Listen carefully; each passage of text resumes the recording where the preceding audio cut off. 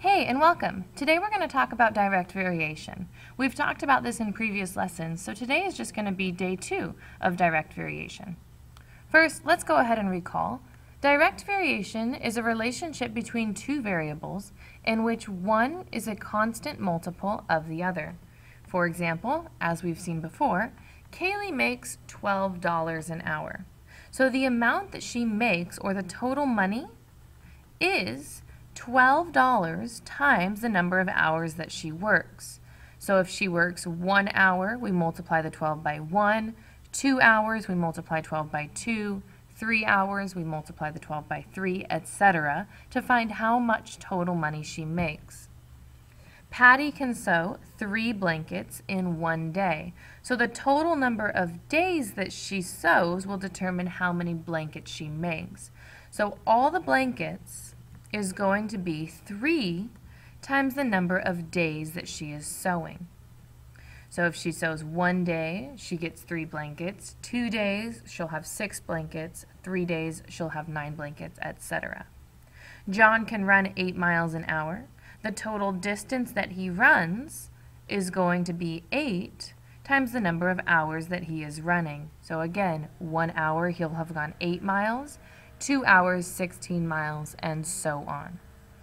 Another way to say this is that M varies directly as H. That's not taking into account that the 12 is what we're multiplying by, but if M varies directly as H, that means M equals something times H, and here the something is 12. In this second case, B varies directly as D. And last, D varies directly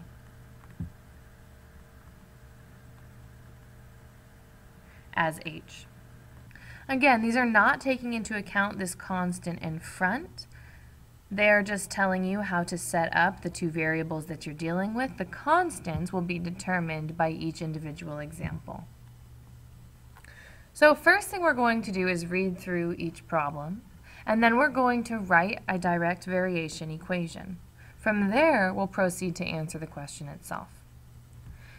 An employee's wages are directly proportional to the time worked. So step 1, I'm going to write an equation for this situation. I'm going to plug in some numbers in a minute. For now, we're just going to get an idea of what's going on. An employee's wages, so I'll call that W, are directly proportional.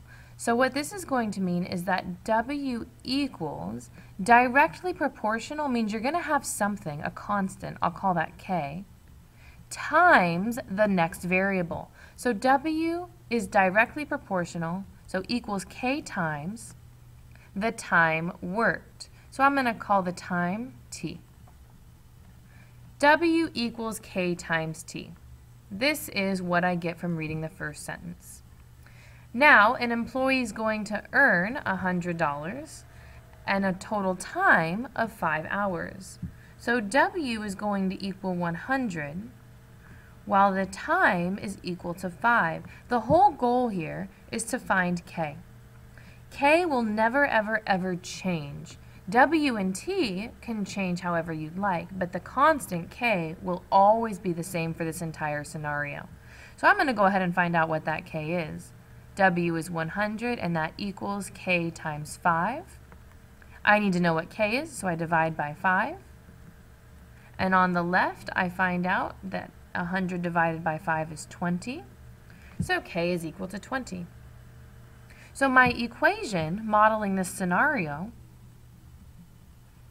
is that the wages, the total amount that an employee can make, is going to be $20 times the time that they work. We found that K, the constant, is 20. So now that we have our equation, we can figure out how much are they going to make for 18 hours. So this is going to be like step 3. Step 2, we wrote our equation. Step 3, we're going to go ahead and plug in that 18 hours. No matter how many hours this person works, that 20 is always going to remain. So W equals 20 times 18, so W equals $360. The total wages for 18 hours is $360. Down below, the amount of money that a magazine pays for an article varies directly as the number of words in the article. So in step 1, I'm going to write an equation just using variables. The amount of money varies directly. So I'll call money M. Anytime you see that phrase varies directly, it means equals K times whatever follows. And what follows is the number of words in the article. I'm going to call this W for words.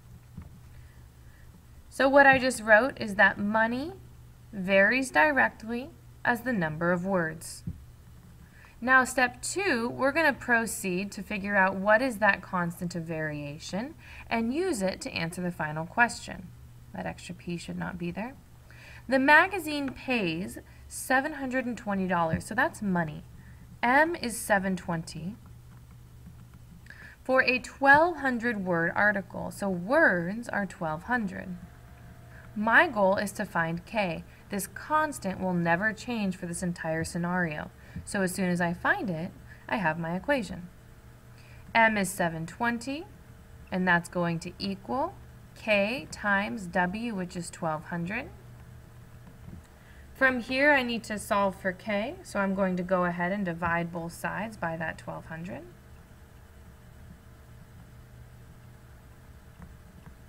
When I do that division, I find out that K is going to equal 0.6.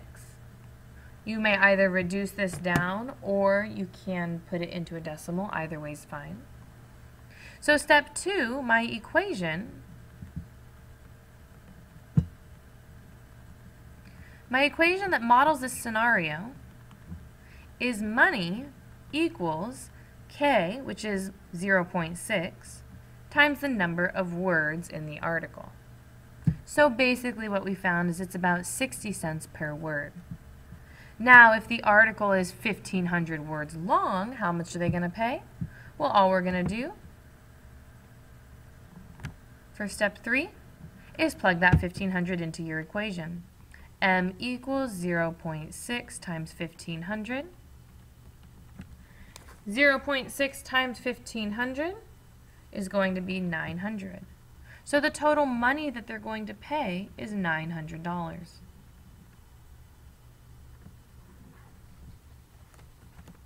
We're going to now go into a little bit more depth. In a scale model of a sailboat, an object that's 6 feet tall is represented by a figure 8 inches high. So right away I see feet and inches. I'm just going to go ahead and convert them. Instead of feet, I'm going to write this as inches. 6 feet is the same as 72 inches. All we did is multiply by 12. Now I have the same unit of measurement. An object that's 72 inches tall is represented by a figure 8 inches high. How many feet tall, or I guess this should be inches now, we'll convert to feet at the end, should the mast of the sailboat be in the model if the actual mast of the sailboat is 38 feet tall? And since we're converting everything to inches for the time being, I'm going to multiply that 38 by 12, which tells me my actual mast is 456 inches tall. So to convert from feet to inches, all I did was multiply by 12. Now everything is in inches. So we need to rewrite this as a direct variation statement. So we need to determine what varies directly as what. Well, we have a real object, and I'm going to say the sailboat, is represented by a model. So the sailboat, I'll call that the boat B, is going to vary directly as the model, and I'll call that M. So your direct variation equation, we can start out by saying the boat B varies directly, and that means equals K times. Anytime you see this phrase, it means equals K times something, and that would be the model M. That is step 1. Step 2, I'm going to plug in one piece of information so that I can find that K value. So in this first sentence, I see the information that I need for this first step.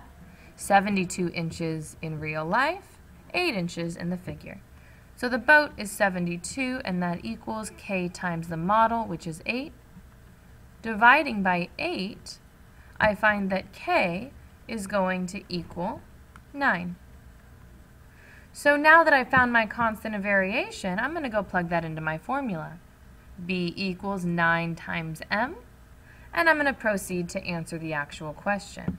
They want to know how high should the mast of the sailboat in the model be if the actual mast is 456. So my actual mast, that's B, 456, is going to equal 9 times m. Dividing by 9, I find that 456 divided by 9 is going to be about 51. So the mast in the sailboat should be approximately 51 inches. To convert this into feet, we simply divide by 12, which is about 4.2. So using the same relationship, our mast in our model needs to be 4.2 feet tall. Go ahead and pause the video and try the next and last one on your own. Thermometer F is going to vary directly as C. So my equation should be F equals K times C. I went through to find K by saying F is 180 while C is 100. That gives me a K value of 1.8, so I went ahead and plugged that in. And then they say, all right, well, F is 66.6, so what's C? I just plugged in my 66.6 and solved for C. That's all I have for you today. I hope you guys enjoy the rest of your day, and thanks so much for watching.